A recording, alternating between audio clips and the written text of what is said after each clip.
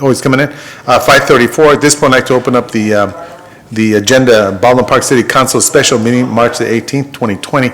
So at this point, I will ask, I'll go ahead and ask everyone to please stand for the Pledge of Allegiance.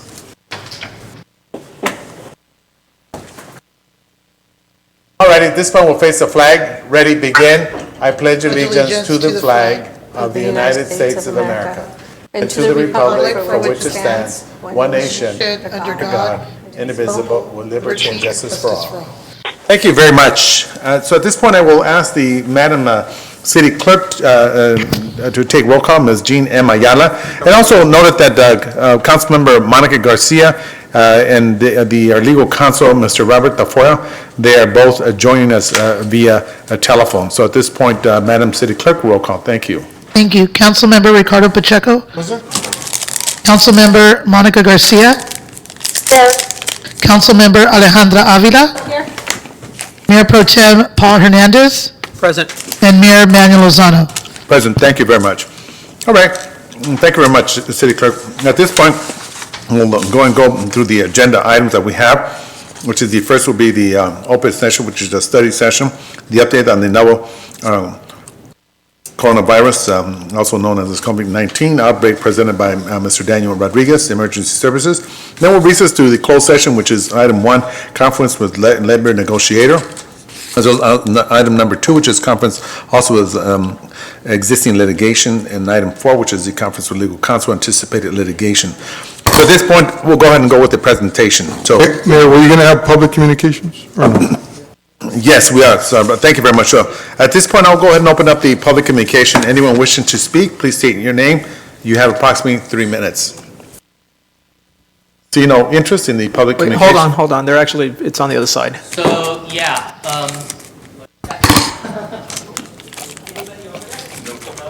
Okay. All right, so at this point, I'm being told that there is no one in attendance for the public communication. I'd like to, and at this point, make a motion to close.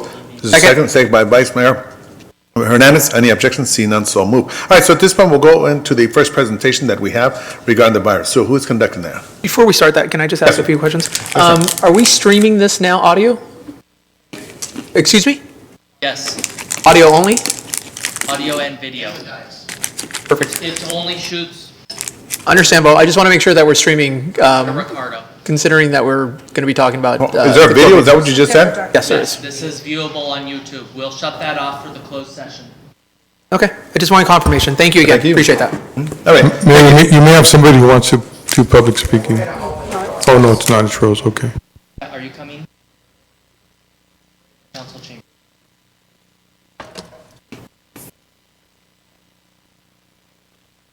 Yes, Mayor. Yes. Chief and Daniel Rodriguez will be giving a short presentation and update on COVID-19. And so I can explain to everybody what's going on tonight, we've shut this room off to only the staff. We've asked the staff to spread out, as you can see. We've made provisions for the public to view and listen on YouTube. That's been posted on our website. There's also been a provision made for them to view remotely in the ARC. Things are changing rapidly. That was the requirement yesterday, so we have this set up. The requirements changed today. We'll make provisions for that at the next meeting. We'll no longer have to provide the ARC. So we've provided the microphone for public communications at the 7 o'clock meeting. If anybody's here to speak, that will open the door and they can, from this position, have their 3 minutes to speak.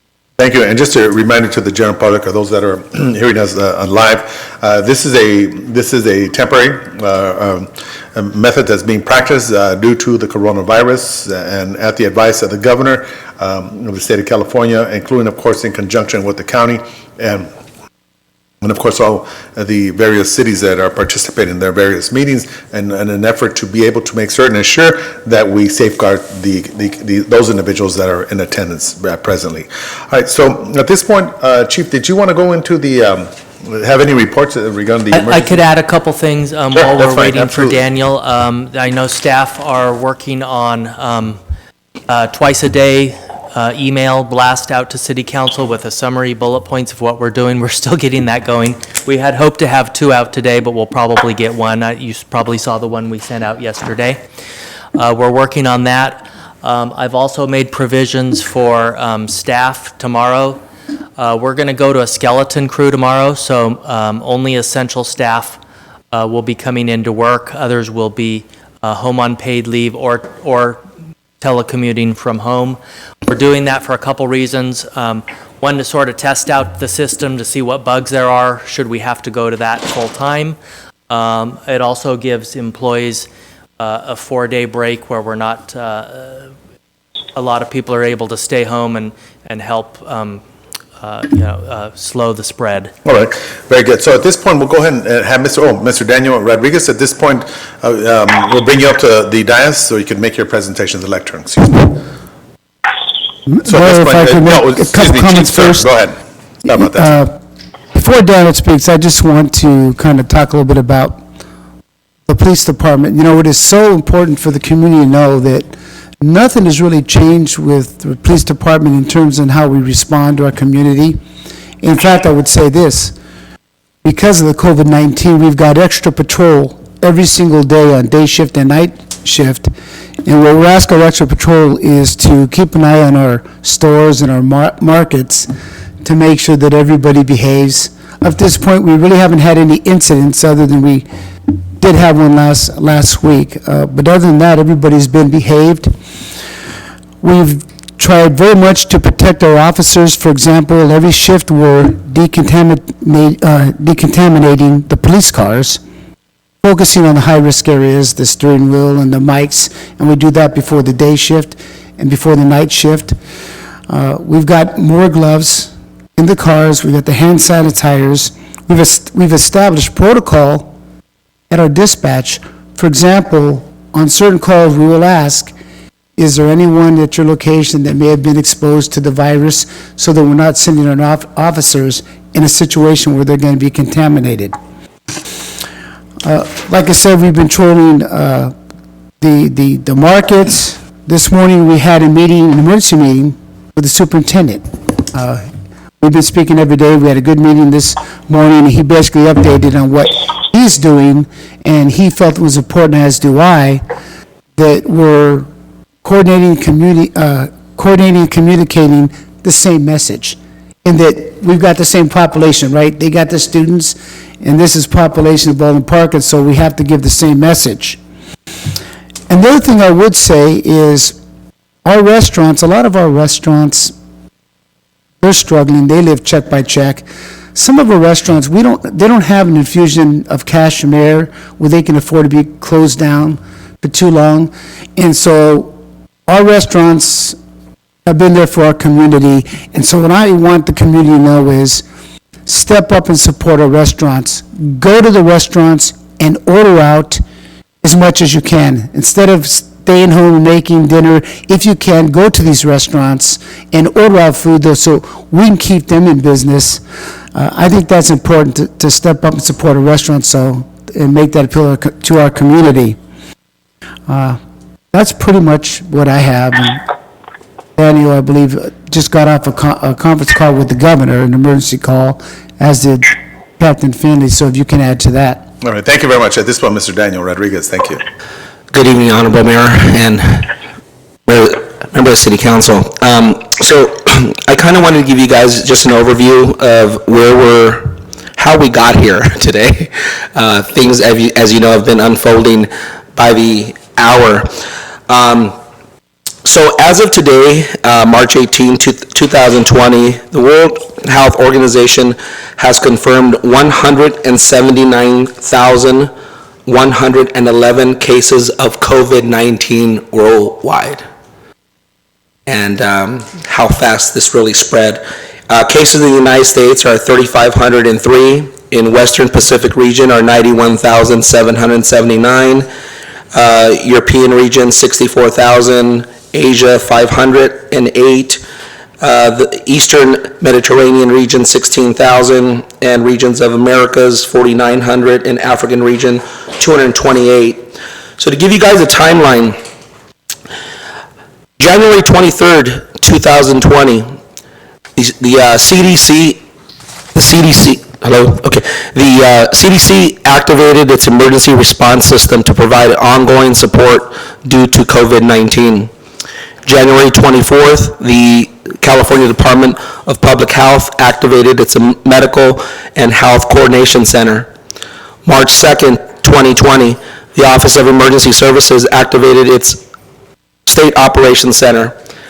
March 4th, the County of Los Angeles Department of Public Health declares a local health emergency in response to the new novel coronavirus activity. March 4th, 2020, on the same day, the governor proclaimed a state of emergency for California. And then March 12th, the city of Baldwin Park proclaimed a local state of emergency. And then that same day, we had activated our emergency operations center at level 3. And the following day, the President, Donald Trump, declared a national emergency. So where we're at today is, as Chief McLean said, we're continuing to support all departments within our city. We're continuing to support and meet constantly on a daily basis, whether it's in person. Believe it or not, we have had several meetings still in person. Most meetings that we're having with stakeholders right now, some that are in the public sector, have a policy now that they're trying to do everything telecommute, Skype, or obviously in a conference call. But we're in constant communication with them via conference call. We're assisting departments in helping them create and review policies.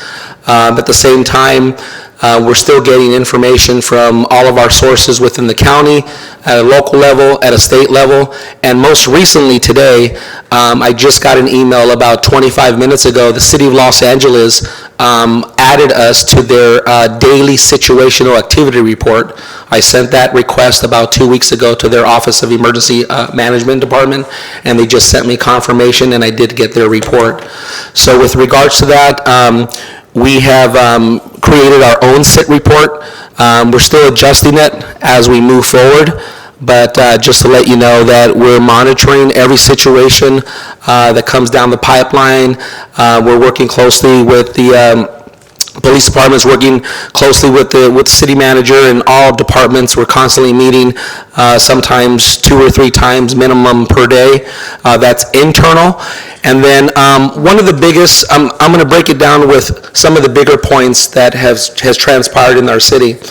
A few days ago, we coordinated our resources with the Recreation Department to reach out to their contract vendor, and we strategically placed porta potties, both regular porta potties, ADA, and some cleaning stations at 4 locations within the city that we identified the highest population of homelessness.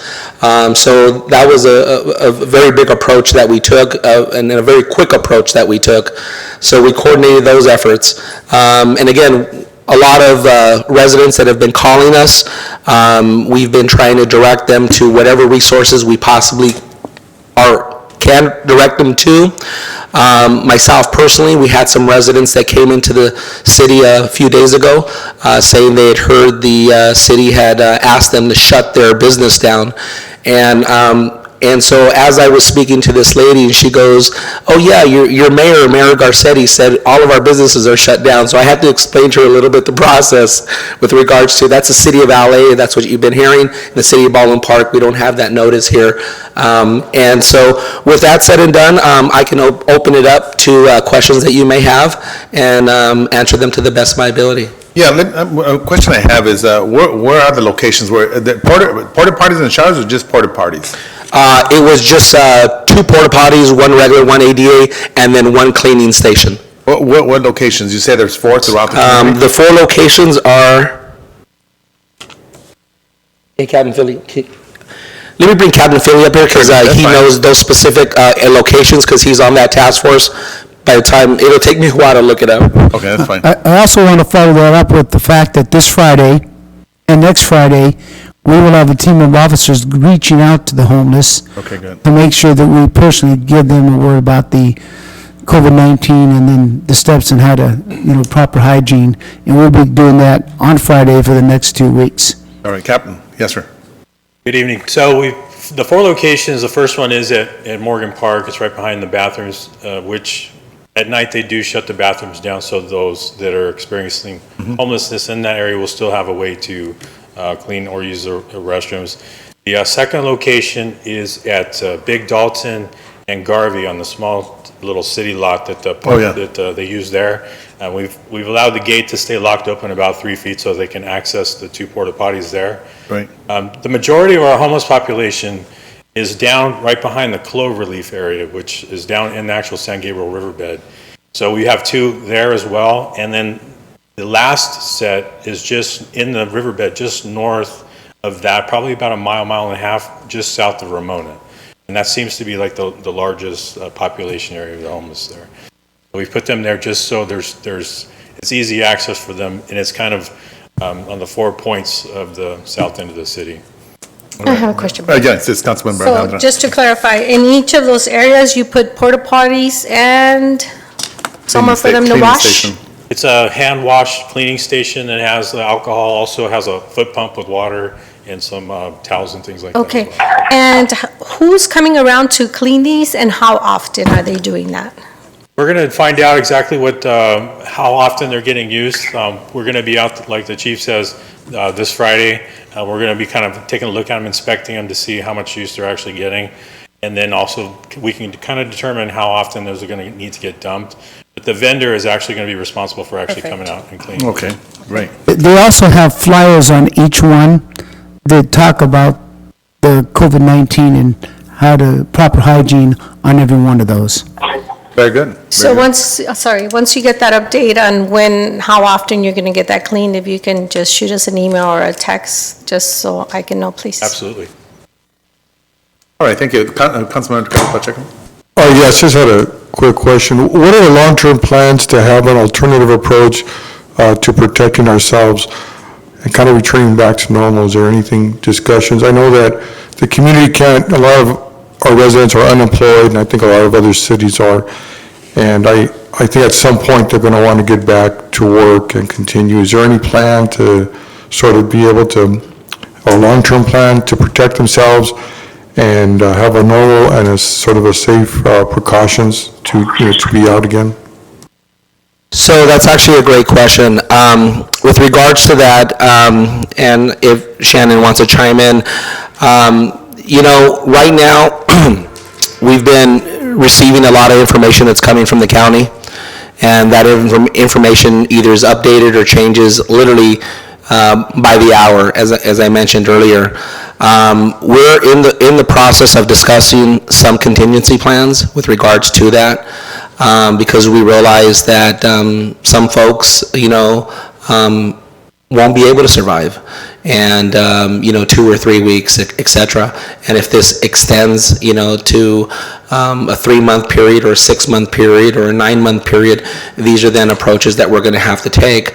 The conference call that I was on today with the governor's office and the League of Cities and mayors, et cetera, seemed very promising. Seemed like there was a lot of funding that was going to be eventually coming down the pipeline.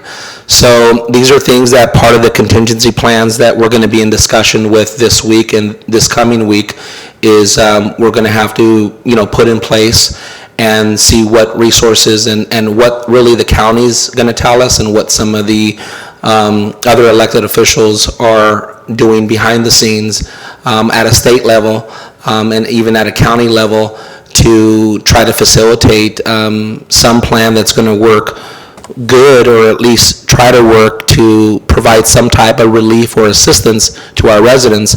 I do know that the one plan that is in the works right now is the SBA. So the SBA has taken a very aggressive approach with regards to providing, they're not grants per se, but they're low-income loans. And these loans that are under $25,000 have funding, from what I understand, within 3 weeks. And then over $25,000,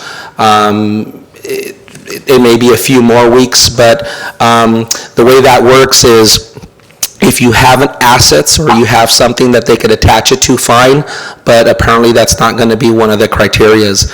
And these loans are like, they start off at 2 or 3% interest for like 30 years. So these are something that we've been talking to a community development about, to maybe start holding some workshops for our businesses that are suffering, and maybe try to push out that information as best as we can and help them and guide them through that process. I'm hoping that something like that comes for our residents, that we can push out and be very aggressive with regards to pushing that out, because, as you guys heard on the news yesterday, they're talking about potentially some people receiving checks for $1,000, but by the time those come, it may just put them way back in the rears. So again, things change by the hour, and as soon as we get updates, we will definitely pass those updates over to Shannon, that will pass them over to you, the city council here, and try to make the best and the quickest decision to make in order to help the residents. All right, thank Mayor, you. No, hold I have on, another- Vice Mayor, okay, then I'll go go to you. ahead, Thank sorry. you. Please. Oh, go ahead. Thank you. So speaking of contingency plans, let's say we were called to shelter in place. Can we look into doing, I don't know if this is possible or it's ever been done, maybe acquiring 2 supermarkets within the city to be able to provide groceries for our families? I don't know how that would work. Daniel, you're probably better at this. Daniel, if I could first say something, if you're done to answer your question. I just want to finish something else. And then also look into our seniors that may not be able to get out and go to the store or don't have anybody, maybe have a group of people, which my son already volunteered, to go out and deliver food to the seniors, because I know we have addresses where all of our seniors are at. So start finding out what seniors need that assistance, that we can provide necessities for them if they can't get out. So something to look into in case, again, we get to the point that we have to shelter in place and they cannot come out. Families don't have money to purchase food because they're out of work and they're not getting a paycheck. Again, is there a way for us to take over supermarkets where we can purchase the items from them and provide free food for our residents? Something to look into, Daniel. I'm not sure how that would work, but. I just wanted to address the shelter-in-place ordinances. A lot of counties are putting these in place.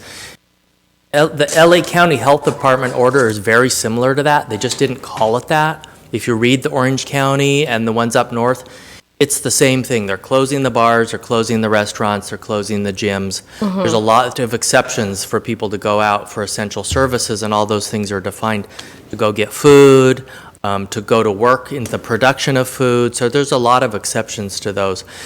LA County Health Department, the last time we had a conference call with them was this morning or yesterday. They're all blurring together. They said they don't believe their ordinance is going to go any further. They believe that that ordinance is going to stay in place the way it is, and they don't think that it's going to get worded any different. Okay. Those other ordinances are very, very similar. I think they've just, to me, they've used some scarier wording. Yeah. So I just wanted to add that. Just in case situation, we have to plan ahead. That's In it. case Yeah, the situation changes even more. And the state and the federal government are looking at, as you know, the city, I signed the executive order to prevent evictions. So the state is looking at also foreclosures, letting people extend their mortgage payments. Right. A couple months, or add it on to the end of their mortgage if they can't make it. So state and federal government are looking at a lot of options that we're going to be monitoring continually, and we'll be on the forefront of those ideas. And I know they qualify for unemployment as well, so they're able to sign up for unemployment.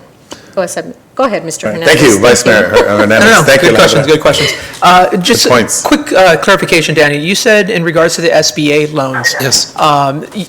You mentioned that those are for actual individuals? No, Okay, I just wanted those to are only for clarify. businesses, yeah. Those are all for small businesses. Small businesses Exactly. only, And yes. once again, with SBA loans, those are essentially, as Daniel mentioned, but just for clarification, it is a short amount of money that folks are able to, businesses are able to ask for now that we have a proclamation under the president's. One thing, this is more for our development team, is if we could actually work with our banks and to see if they can develop, or if there are bridge loans that are available for our small businesses.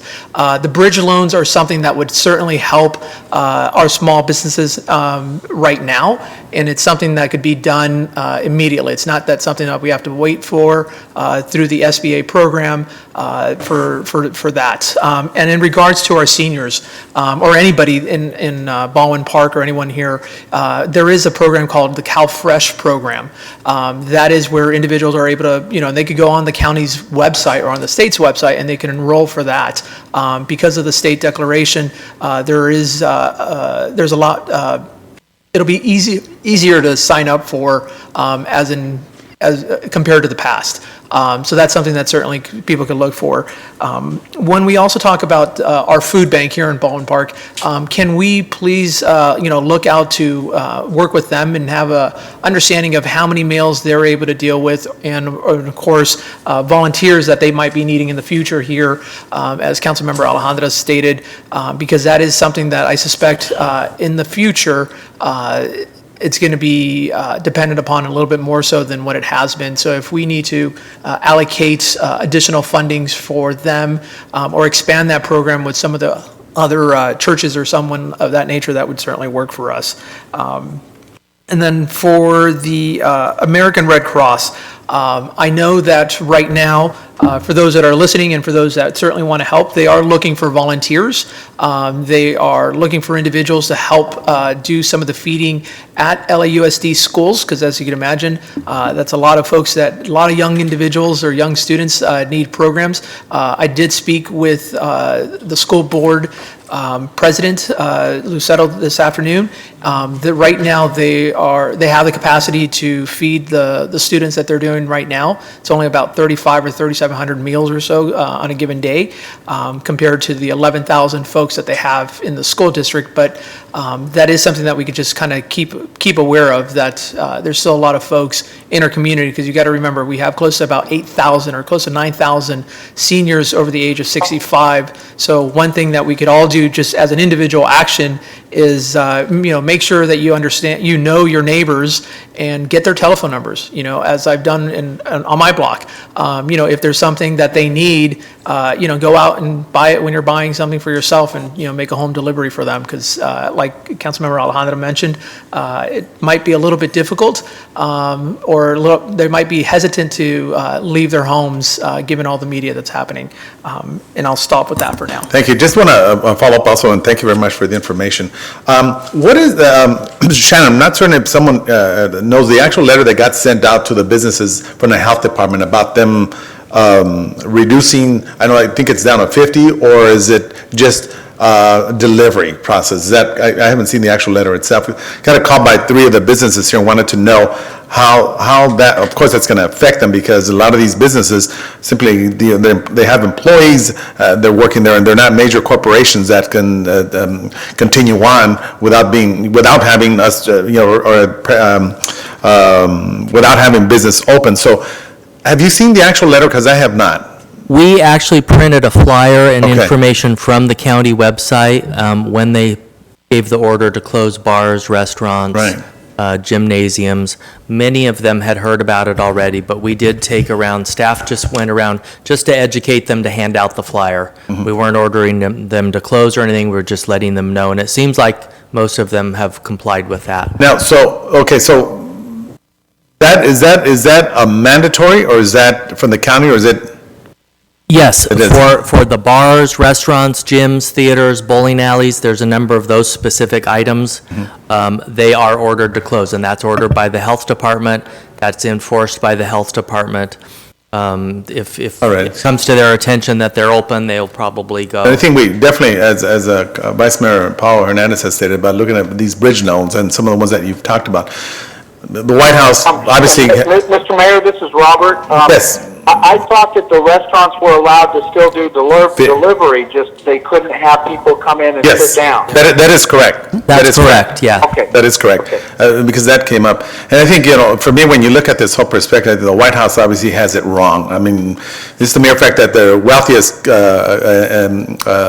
country on the planet Earth refused to comply or be a part of the World Health Organization when they were told several years back that we need to prepare it. And for some odd reason, this administration felt, you know what, we're the United States of America, we could do something overnight. And this is the consequences. The hospitals are not going to have sufficient enough to be able to have respirators, and that's going to be huge. I mean, a lot of hospitals have set tents outside to be able to take the temperature and look at individuals that they're coughing, sneezing, whatever it may be, and it's sad. The stimulus package that the White House is talking about, $850 billion and $50 billion for the, I think for the airlines. Again, the sad part about that, I wish that $50 billion would be allocated towards the homeless, and we could resolve that problem. So let's see what transpires. Yes, they are talking about giving individuals about $1,000, and they're looking at maybe within the next 2 to 3 weeks, but who knows what transpires, because it's unfortunate that our president will say something today and something totally different tomorrow.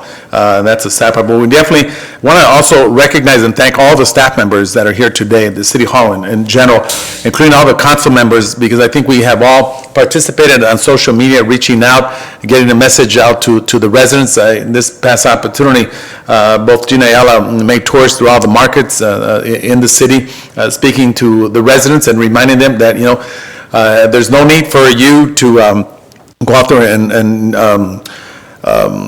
shop like no tomorrow, picking up all the toilet papers and everything else for whatever odd reason. There's plenty, and these market managers made it clear to us that that they have the shipments coming in on an everyday process. So we don't need to panic, and that's what we don't want. We don't want to send that message out. Now, this morning I had an opportunity to visit 3 of the markets. Didn't see you, Chief. Sorry about that. I know you said you were waiting. The 65 and up, allowing those residents going first, it worked out. So you don't have big, huge lines like I saw at other cities. So it seems to have worked out good. So I want to thank all the individuals that made it possible, because it's definitely sending a different message to residents that we need to make certain that we don't get into the panic, that we are calm and collective and keep our composure. And we'll get through this. It's going to be tough. It's not something that's going to be resolved maybe overnight, but I hope we're headed in the right direction with the stimulus package that hopefully will reach all the states throughout the country as well. Yes. So yes. Go ahead, Councilmember Monica Garcia. Thank you. Yes, I decided to play it safe by staying home. I've had a little bit of a cough, so just thought I'd join in, through teleconferencing. But I am having a little bit of a hard time, hearing the specifics of the conversation. And I don't want to repeat anything that has already been said, but I did want to chime into the conversation about, how we can be ready to feed seniors or others in our community that, have the need. And I wanted to ask, I know that there's so much happening right now, and I really do appreciate all of staff's efforts to, plan and prepare and coordinate, and, you guys have moved very swiftly within these last few days, and I just really want to give you a lot of kudos and, recognize you for your efforts. But in addition to that, I'd like to see if Shannon, the Chief of Police, and Manny Carrillo, specifically, are in communication and, coordinated communication with some of the nonprofits in our community, and to see if, nonprofits and churches, to see if they're able and willing, to help us with those types of services if that's where this goes. I wanted to see if you guys have been, talking about that or thinking about that. Chief. And I know that it's given the last few days and everything that we've been preparing for, that it would be reasonable, if that hasn't been at the forefront. But I think at some point it would be a good idea to engage, with the nonprofits and churches in our community to see, are they able, because I know that, like, for example, the Church of the Redeemer, we provide CDBG funds to that church, and they provide meals to families in our community. And so that could be a conduit, should we need that in the future, and, should additional resources come down to the city so that we can provide those kinds of services. It'll be a capacity issue at that point. And so I'm just wondering how, we're thinking of increasing that capacity. If I could comment, Mayor? Absolutely, Chief. Thank you for your question, Councilmember Garcia. We met with Father Mike this week for a long time, and met with him to basically for him to pass on the information to his congregation. And during that conversation with him, he offered up his church. If he needed to use a church, for example, for testing, he offered up some staff to go out and, for example, Councilmember Avila, to help pass out food to the seniors. Yesterday, I met with numerous pastors and reverends and ministers. Councilmember Avila was there, and pretty much the same conversation, talked about the COVID-19, how they could pass on information to the congregation. I spoke specifically about keeping up the food banks, and to let the community know is there's food out there. The water that we have here, you can drink the water. And to not get in a position where we're hoarding food. And so I encourage them to continue with their food banks. And so to answer your question, yes, we've had those meetings with the pastors. We had the meeting with Father Mike, and all that you mentioned is in the works, and nonprofits are a big key to it, particularly when it comes to food banks. Thank you. Okay, great. And so I would just add that, there are a list of churches and nonprofits that we fund. And so, Shannon, if we can look at that list and again see, if those partners within our city boundaries would be able and willing, should we need to go there in a few weeks from now. Yes, we'll do that. All right. Yes, Monica, did you hear Shannon? Yes. All right. Thank you very much. Just you brought up CalFresh. St. John's operates CalFresh. Just a point, I forgot to mention it because you said that. I'm remembering they work with that, so you might want to check with St. John's. Right. And then yes. Hold on. Go ahead, Vice Mayor. Thank you. And then just, again, to piggyback off that, the Red Cross, the San Gabriel Valley Red Cross and the Greater Los Angeles Red Cross, they do have a statute that they are responsible for doing mass feeding. So if that is something that goes in that direction, God forsakes we have to go in that direction, but they do have the assets. And again, the volunteers are part of that process that are trained for this type of stuff, and they have been doing this. So I know we've been working with them, so I think if we can just circle back with them as another resource or asset for us to deploy should we need that also. Thank you. This is Councilmember Alejandra Avila. And like you said, Councilmember Hernandez, God forbid we get there, but we need to plan just in case. But I definitely just want to take the opportunity to thank Daniel and the chief. I know you guys have been working long hours. You're commuting for many miles to be here.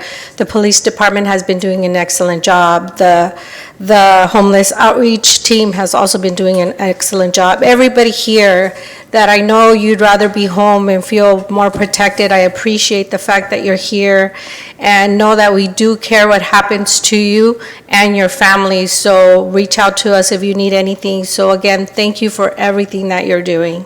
Shannon, you as well, of course. Thank you, everybody. Thank you very much. And I just have one more question to add with regards to the faith-based organizations.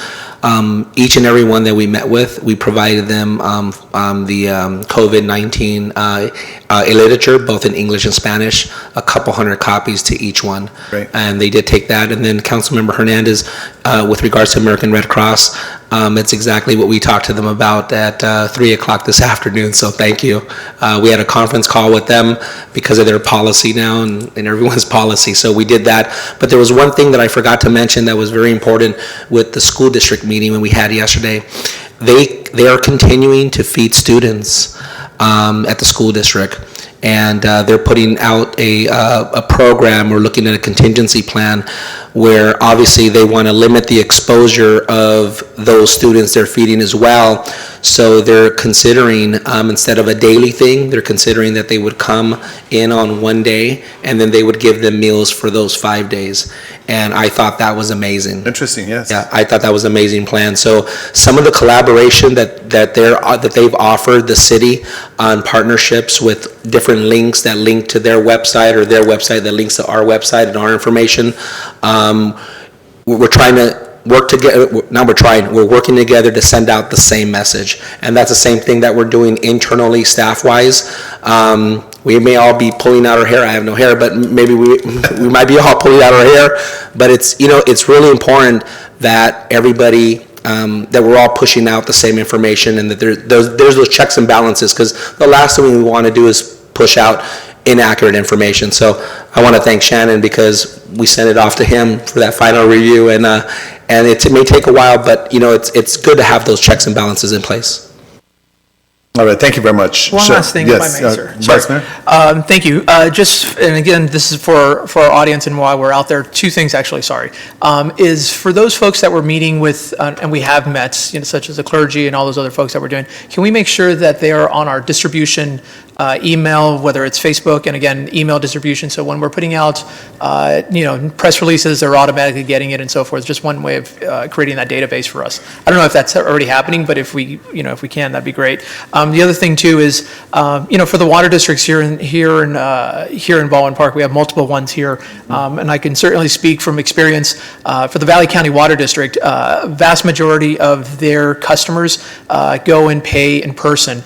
As of, I believe, yesterday, they've shut down their front office, but there are various ways in which you can pay your bill through online or everything else. But, again, for those utilities that are out there, not only just for the Valley County Water District, but the other utilities, there are other methods of paying your bills if you still need to move that way. I know part of our emergency ordinance, the one that we just talked about today, does speak to, no one's utility bills will be shut off for lack of payment as a result of being impacted by the COVID-19. But again, for those that can, that's the most important word, is they are able to take alternative options. And I'll just ask them to go on to those individual websites for further information. Vice Mayor, thank you. That's very good information you provided there. At this point, Councilmember Ricardo Pacheco. Yes, Mayor, just a few words here. First, I want to thank staff. You guys have done a phenomenal job,